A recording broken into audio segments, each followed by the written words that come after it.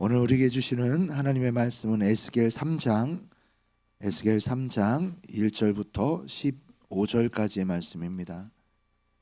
에스겔 3장 1절부터 15절까지의 말씀, 저와 여러분이 한 절씩 교독 후 마지막 절은 합독하겠습니다. 또 그가 내게 이르시되 인자야 너는 발견한 것을 먹어라. 너는 이 두루마리를 먹고 가서 이스라엘 족속에게 말하라 하시기로. 내가 입을 벌리니 그가 그 두루마리를 내게 먹이시며 내게 이르시되 인자야 내가 내게 주는 이 두루마리를 내 배에 넣으며 내 창자에 채우라 하시기에 내가 먹으니 그것이 내 입에서 달기가 꿀 같더라. 그가 또 내게 이르시되 인자야 이스라엘 족속에게 가서 내 말로 그들에게 고하라. 너를 언어가 다르거나 말이 어려운 백성에게 보내는 것이 아니오 이스라엘 족속에게 보내는 것이라. 너를 언어가 다르거나 말이 어려워 내가 그들의 말을 알아듣지 못할 나라들에게 보내는 것이 아니니라. 내가 너를 그들에게 보냈다면 그들은 정녕 내 말을 들었으리라. 그러나 이스라엘 족속은 이마가 굳고 마음이 굳어 내 말을 듣고자 아니하리니 이는 내 말을 듣고자 아니함이니라. 보라, 내가 그들의 얼굴을 마주 보도록 내 얼굴을 굳게 하였고 그들의 이마를 마주 보도록 내 이마를 굳게 하였으되 내 이마를 화석보다 굳게 금강석같이 하였으니 그들이 비록 반역하는 족속이라도 두려워하지 말며 그들의 얼굴을 무서워하지 말라 하시니라. 또 내게 이르시되 인자야 내가 내게 이를 모든 말을 너는 마음으로 받으며 귀로 듣고 사로잡힌 내 민족에게로 가서 그들이 듣든지 아니 듣든지 그들에게 고하여 이르기를 주 여호와의 말씀이 이러하시다 하라. 때에 주의 영이 나를 들어 올리시는데 내가 내 뒤에서 크게 울리는 소리를 들으니 찬송할지어다. 여호와의 영광이 그의 처소로부터 나오는도다 하니 이는 생물들의 날개가 서로 부딪히는 소리와 생물 곁에 바퀴 소리라 크게 울리는 소리로다. 주의 영이 나를 들어 올려 데리고 가시는데 내가 근심하고 분한 마음으로 가니 여호와의 권능이 힘있게 나를 감동시키시더라. 함께 읽겠습니다. 이에 내가 델아비브에 이르러 그 사로잡힌 백성 곧 그발 강가에 거주하는 자들에게 나아가 그 중에서 두려워 떨며 7일을 지내니라. 아멘. 기도하겠습니다. 사랑의 아버지 하나님, 참으로 감사합니다. 하나님이 월요일 새벽 오늘 하루의 첫 시간을 주님 앞에 나와 주의 전에서 이렇게 하나님 앞에 예배하며 하나님의 말씀을 듣게 하시니 감사합니다. 하나님, 이 새벽절에 나올 때 1000번째 예물로 또한 하나님 앞에 감사의 예물로 하나님 앞에 올려드립니다. 에베네셀의 하나님 감사합니다. 물의 소중함을 깨닫게 하시니 감사합니다. 하나님 앞에 감사의 제목으로 하나님 앞에 올리며 아래는 이 1000번째 예물이 하나님 축복하여 주시고 날마다 더 큰 감사와 하나님과 동행함으로 말미암아 기뻐할 수 있는 복된 삶 되어질 수 있도록 복을 더하여 주시옵소서. 이 시간 우리가 하나님의 말씀을 듣습니다. 하나님의 말씀이 전하는 자나 듣는 자 모두에게 생명의 말씀으로 깨달아지는 시간 되게 하시고 오늘 하루 가운데도 그 말씀으로 말미암아 기뻐하며 새 힘을 얻는 시간 될 수 있도록 인도하여 주옵소서. 부족한 조언 가리워 주옵소서. 우리 주 예수 그리스도 이름으로 기도합나이다. 아멘. 말씀 전하기 앞서서 광고 드립니다. 우리 일부 성가대를 지휘하는 우리 문윤영 집사님의 부친 문무후 장로님께서 어제 저녁에 소천하셨습니다. 빈소는 부여건양대 장례식장 3층 특 3호이고 입관은 오늘 오후 3시에 발인은 아직 시간은 정해지지 않았습니다. 정해지면 오늘 새벽에 다시 공지 드리겠습니다. 위로 예배가 오늘 오전 11시에 있습니다. 교회에서 10시 50분에 출발합니다. 문은영 집사님은 14여전도에 또한 1교구 15구역입니다. 많은 위로와 조문 바랍니다. 오늘 새벽에 나온 성도님들에게 주의 은혜와 축복이 가득하기를 축복합니다. 한 사회가 한 나라가 건강하게 유지되기 위해서는 두 가지가 필요하다고 하죠. 하나는 바른 권위가 있어야 됩니다. 그리고 그 권위를 따르는 사람들 또한 따르는 사람들의 자세가 필요하지요. 에스겔 시대의 남유다는 나라가 멸망하면서 이 믿을 만한 권위가 사라져 버렸습니다. 또한 이스라엘 민족들은 오랫동안 불순종했었던 습관들이 계속해서 이어져 와서 그 속에서 하나님의 말씀과 하나님의 권위로 세워진 것들에 대해서 다 무너진 상태입니다.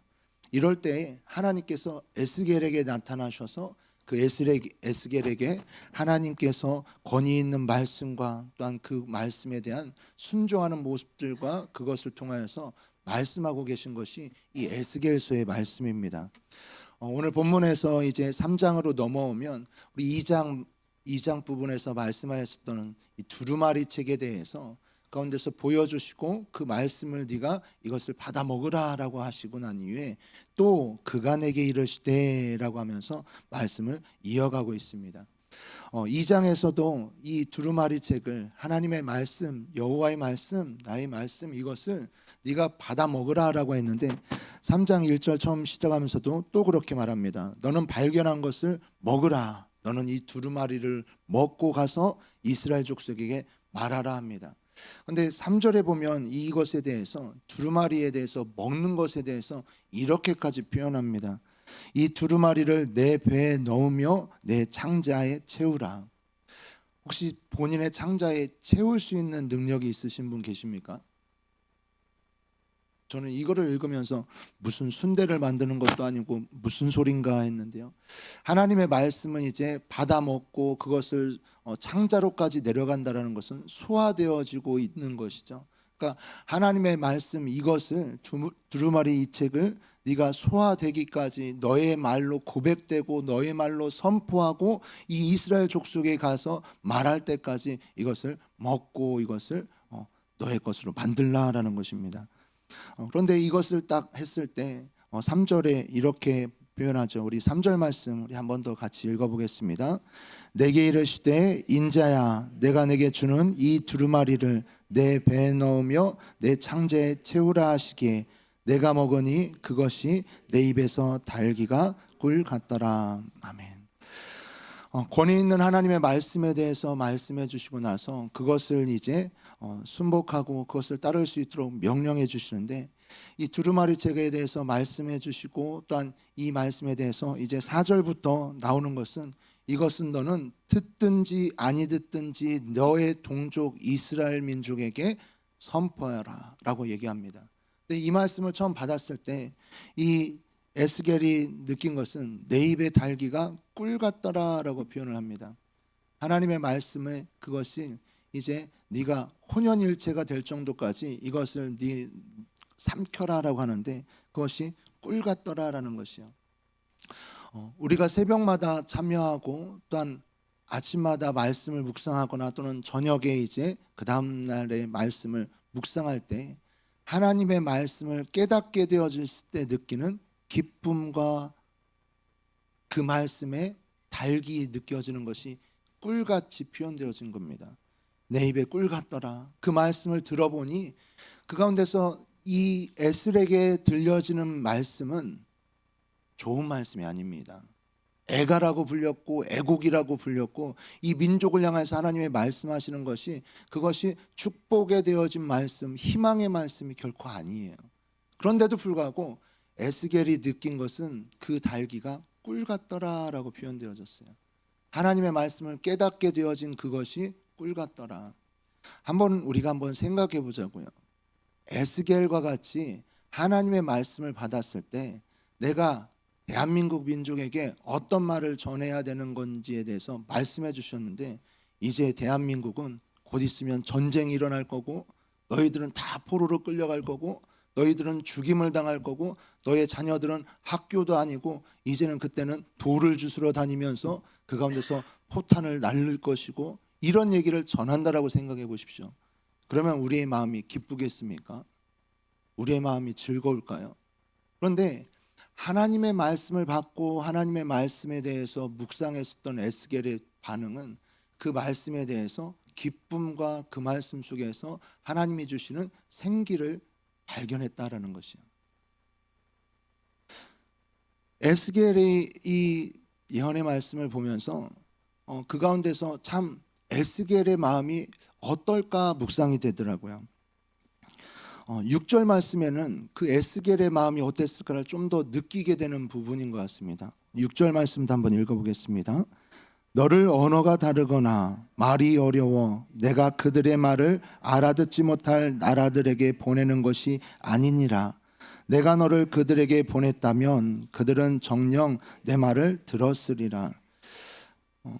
내가 너를 그들에게 보냈다면 이방 민족, 타국의 사람, 다른 나라 사람들에게 보냈다면 그들은 정녕 내 말을 들었으리라. 하지만 너의 동족, 너의 민족 이스라엘에게 전했을 때 그들은 듣지 않을 것이다 라는 것이에요.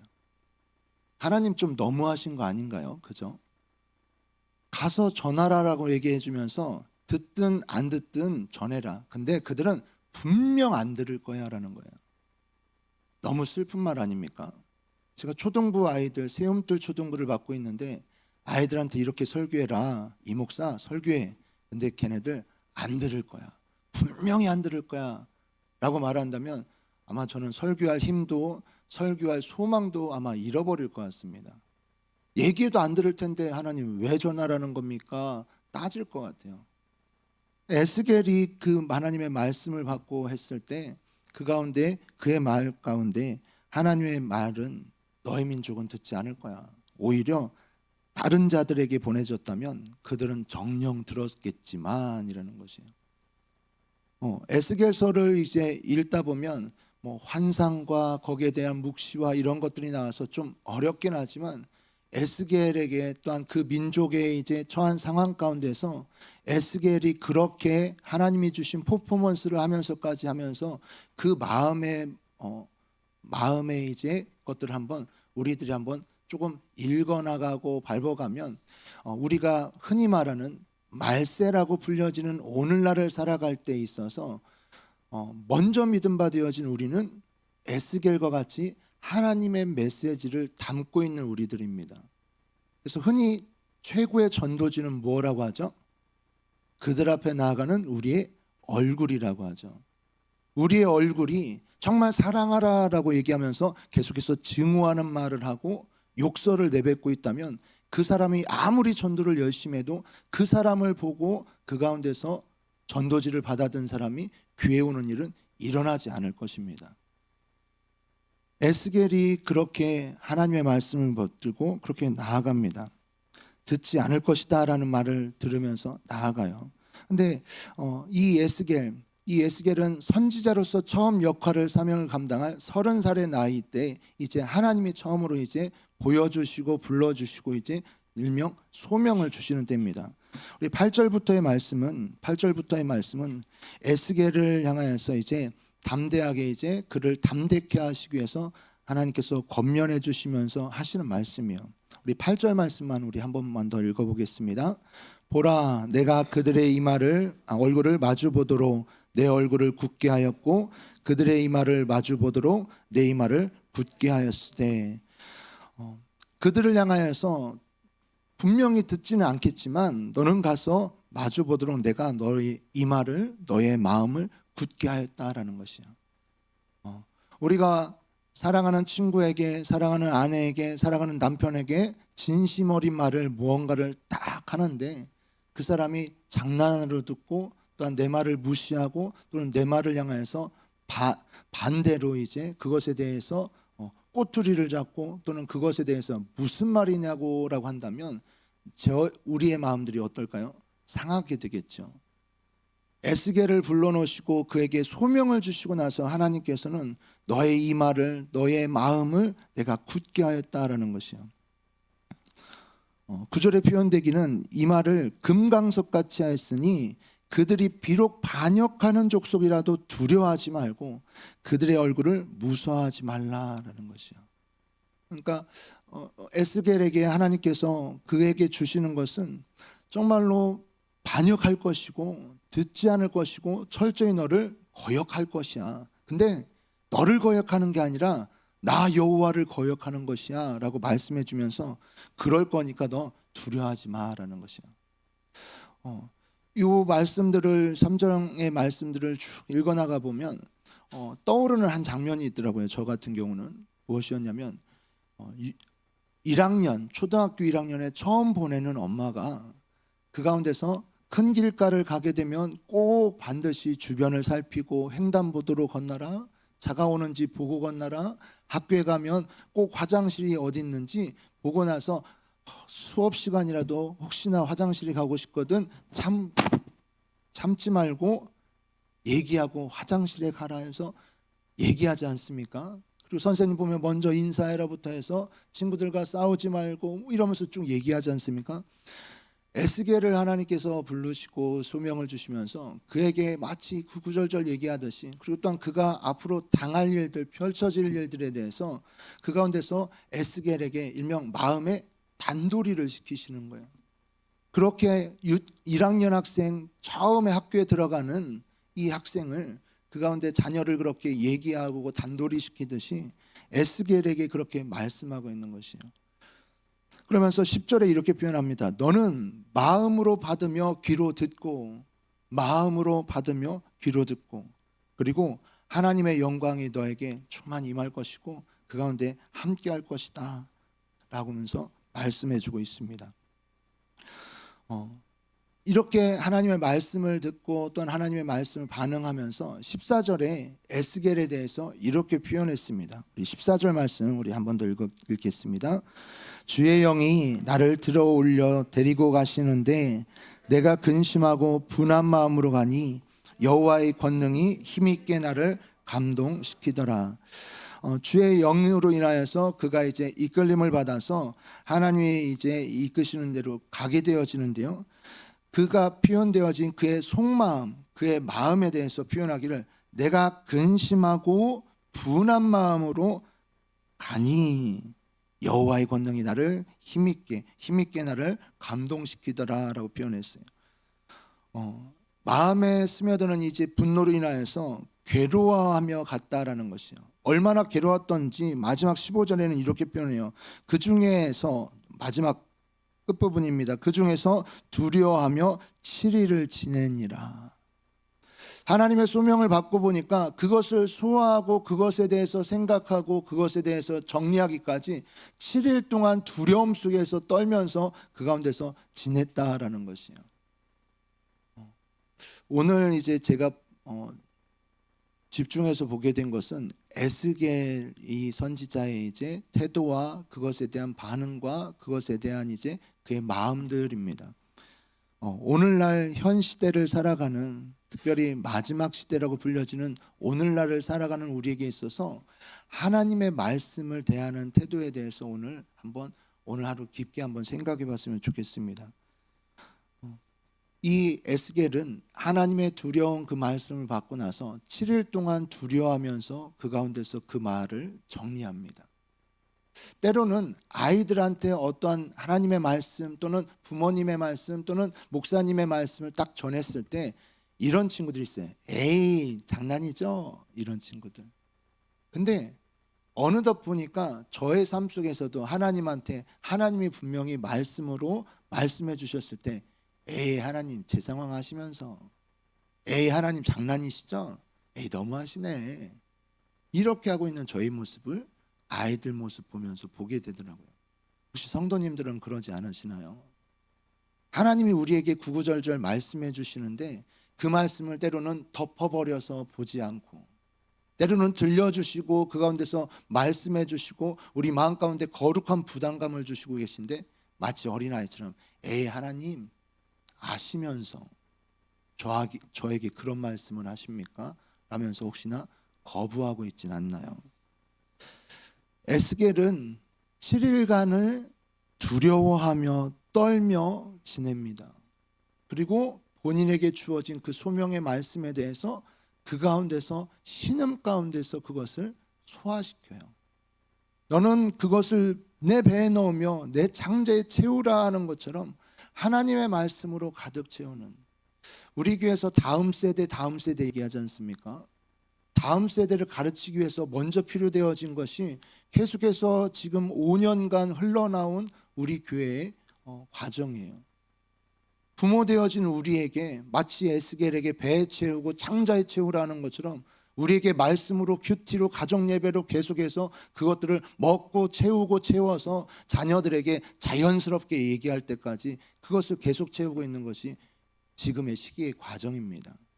1대1을 통하여서 자녀에게 그것의 기초적인 신앙의 하나님과의 관계와 속성에 대해서 말할 때까지, 오늘 우리가 보는 에스겔 선지자, 이 속에서 우리 자신의 모습을 오늘 하루 한번 생각해 봤으면 좋겠습니다. 그러면서 하나님께서 나에게 주시는, 또한 나에게 순종하라고 주시는 소명, 부르심과 하나님의 말씀들은 내가 어떻게 반응해 왔고 어떻게 하고 있는지, 혹시나 내 생각을 먼저 내세워서 하나님 이건 이렇잖아요 라면서 혹시나 따지고 있지는 않은지, 아니면 그 음성조차 그냥 아예 듣지 않고 덮어버리고 있지는 않은지, 마치 책가방만 들고 다니다가 학교에서 장난치는 것에 수업 시간에 선생님 말은 전혀 듣지 않는 아이처럼 혹시나 그러한 모습이 우리 안에 있지 않은지 한번 생각해 봤으면 좋겠습니다.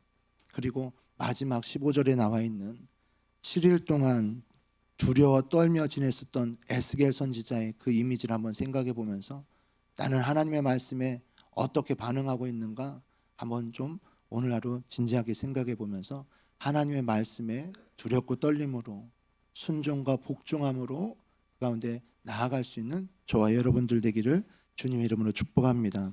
기도하겠습니다.